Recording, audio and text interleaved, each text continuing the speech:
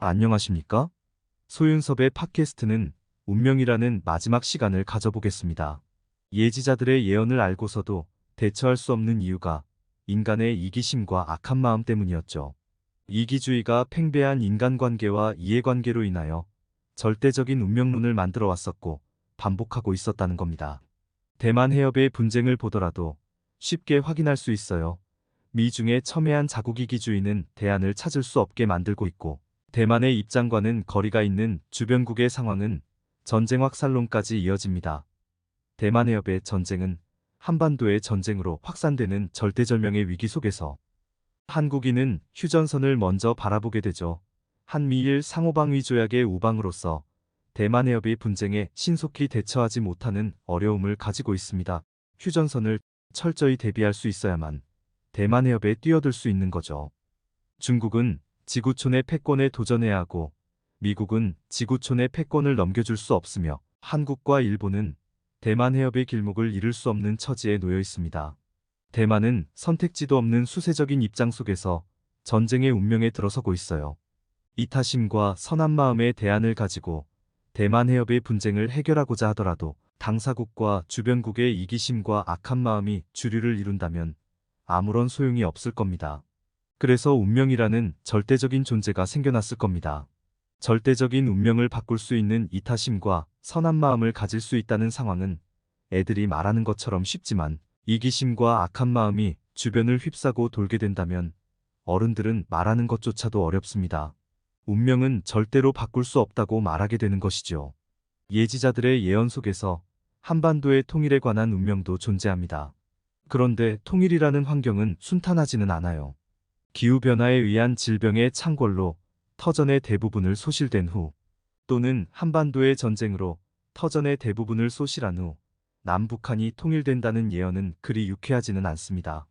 예지자들의 예언을 분석한다면 미래의 남북한은 교류가 닫혀 있다는 것을 증명합니다. 한반도에서 질병의 창궐이든지 전쟁의 발생이든지 남북한의 교류가 존재하였다면 사전에 막을 수 있거나 최소화시킬 수 있을 것입니다.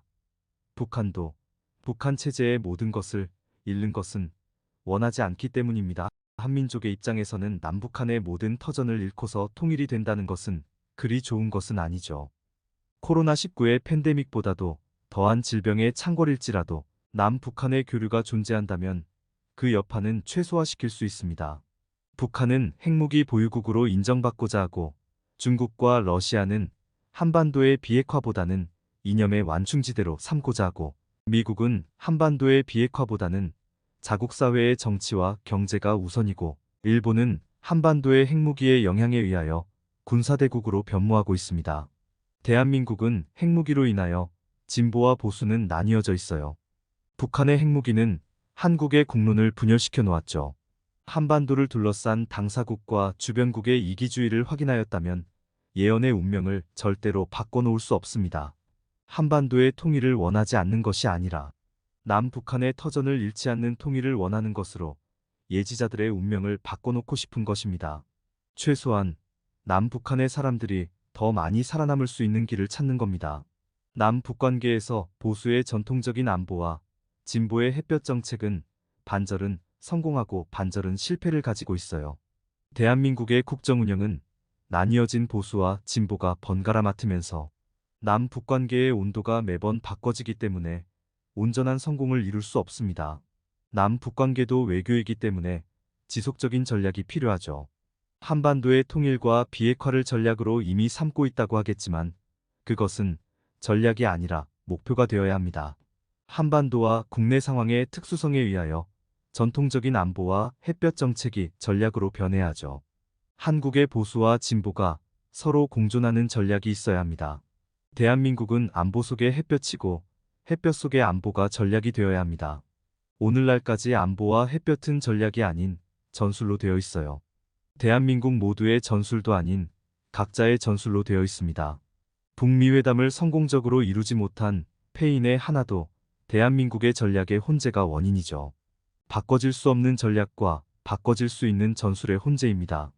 워싱턴에 있는 공화당의 힘을 통한 안보와 민주당의 인내의 햇볕 정책에 서울의 역대 정부는 순응하였고, 엇박자를 만들고 있었다고 생각합니다.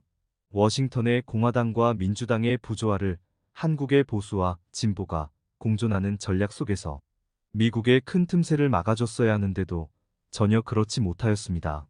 미국은 자국 사회의 정치와 경제가 우선이기 때문에 대한민국은 수동적이 아닌 주도적인 외교 공세가 필요한 것이죠.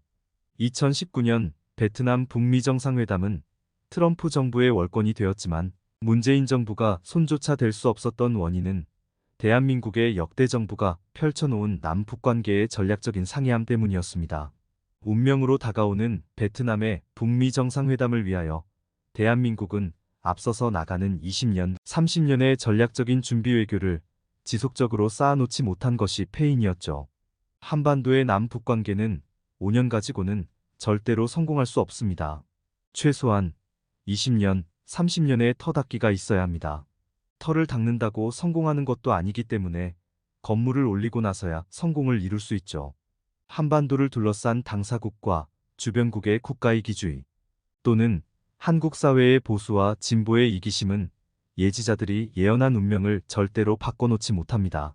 최소한 많은 사람들을 살려내는 운명의 변화조차도 이루어내지 못한다는 말이죠. 코로나19의 팬데믹에서 인류는 깨닫게 되었습니다. 자국 사회가 코로나19의 확산을 조기에 해결하기 위해서는 공동의 대응과 참여뿐이었죠. 하지만 지구촌의 코로나19의 확산은 철저한 국가이기주의로 그렇지 못하였습니다. 코로나19의 팬데믹이 길어진 이유입니다. 예지자들의 예언은 기후변화로 인한 질병의 창궐로 인류의 대부분을 소멸시킨다는 무서운 운명으로 경고하고 있습니다. 유엔기구가 있어도 인류가 함께하지 못하는 지구촌은 국가이기주의와 이기심이 예지자들의 무서운 운명을 받아들일 수밖에 없게 만들고 있어요. 하지만 수많은 사람들을 살릴 수 있다면 절대적인 운명조차도 바꿔놓아야 합니다. 절대적인 운명을 바꿔놓는 이타심과 선한 마음은 말로써 변하는 것이 아니라 보수와 진보가 또는 세상 사람들 모두는 자신들이 추구하는 소신처럼 상대방의 소신으로 변해야 합니다. 인류를 구하고 사람들을 살릴 수만 있다면 자신들의 소신을 바꾸는 것이 뭐 어렵겠습니까? 이상으로 소윤섭의 팟캐스트는 마무리합니다.